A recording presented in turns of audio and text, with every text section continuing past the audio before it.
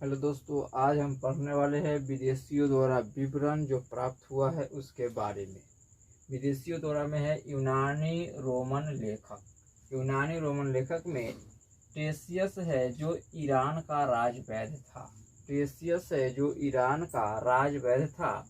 उसके बाद हेरोडोटस है जो हेरोडोटस इतिहास के पिता कहा जाता है और इन्होंने हिस्टोरिका नामक पुस्तक की रचना की थी।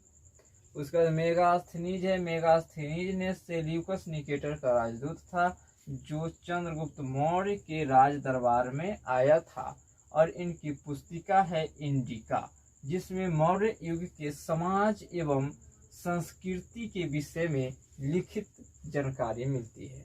डाइमेकस है, यह सीरियन नरेश अंत्योकस का राजदूत था।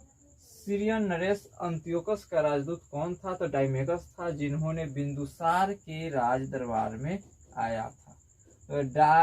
तो डायोनिसियस, यह मिस्र नरेश फिलेडेल्फस अशोक का राजदूत था। टॉलमी, इसने दूसरी शताब्दी में भारत का भूगोल नामक पुस्तक लिखी। टॉलमी ने दूसरी शताब्दी में भारत के भूगोल नामक पुस्तक लिखी। उसके बाद प्लिनी प्रथम शताब्दी में नेचुरल हिस्ट्री नामक पुस्तक लिखी थी और इस पुस्तक में भारतीय पशु, पेड़ पौधे, खनिज पदार्थ और आदि की जानकारी मिलती है। ये हमें विदेशियों में हमें यूनान और रोमन लेखक के द्वारा दी गई जानकारियां है। अब इसके बाद देखेंगे चीनी लेखक के बारे में।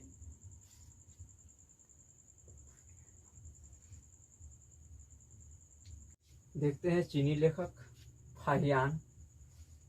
इन्होंने गुप्त नरेश चंद्रगुप्त द्वितीय के दरबार में आया था। फाहियान किसके दरबार में आया था? तो गुप्त नरेश द्वितीय के दरबार में आया था। इन्होंने भारत में 14 वर्षों तक रहा था।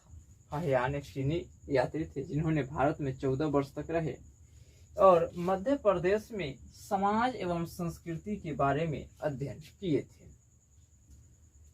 सयुगन, यह 518 ईस्वी में भारत आया और इसने 3 वर्ष की यात्रा में बौद्ध धर्म की प्राप्ति एकत्रित किया था। हेरानसंग हर्षवर्धन के शासनकाल में भारत आया था। इन्होंने 629 ईस्वी में चीन से भारत वर्ष के लिए प्रस्थान किया। भारत में 15 वर्ष तक ठहर करके 645 ईस्वी में चीन लौट गए और इन्होंने बिहार में नालंदा विश्वविद्यालय में अध्ययन करने तथा भारत से बौद्ध ग्रंथ के एकत्र करके ले जाने के लिए आए थे। 7वीं शताब्दी के अंत में भारत आया और इसने अपने विवरण में नालंदा विश्वविद्यालय, विक्रमशिला विश्वविद्यालय तथा अपने समय के भारत का वर्णन किया। उसके बाद अरबी लेखक आए। अरबी लेखक थे सुलेमान, यह 9वीं शताब्दी में भारत आया था तथा पाल एवं प्रतिहार शासक के बारे में लिखा था। उसके बाद अलबरूनी है। अलबरूनी ने महमूद गजनवी का समकालीन, इन्होंने तहकीक-ए-हिंद की रचना की और इस तहकीक-ए-हिंद को कहा जाता है किताब उल हिंद।